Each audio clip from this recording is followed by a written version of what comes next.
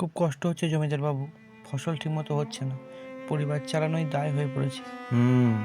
চাষবাস তো ভাগ্যের উপর নির্ভর করে। তুমি অন্য কিছু করার কথা ভেবেছো? কৃষিকাজ ছাড়া আমি তো কিছু জানি না জমিদার বাবু, তবে যদি একটু সাহায্য পেতাম, ভালো বীজ কিনতে পারতাম, তাহলে হয়তো ভালো ফসল ফলাতে পারতাম। ঠিক আছে, আমি তোমাকে কিছু উন্নত মানের বীজ আর সার দেব। তবে শর্ত একটাই, তোমাকে মন দিয়ে পরিশ্রম করতে হবে। পর থেকে সে নিজের পরিশ্রমেই ভাগ্য বদলানোর স্বপ্ন দেখতে শুরু করল। ভালো ফলন দেখে সে খুশিতে জমিদারের কাছে গেল। জমিদার বাবু, আপনার দয়া ছাড়া আমি এত ভালো ফসল পেতাম না। শুধু আমার দয়া নয়, তোমার পরিশ্রমও তোমাকে সফল করেছে, বুঝেছো?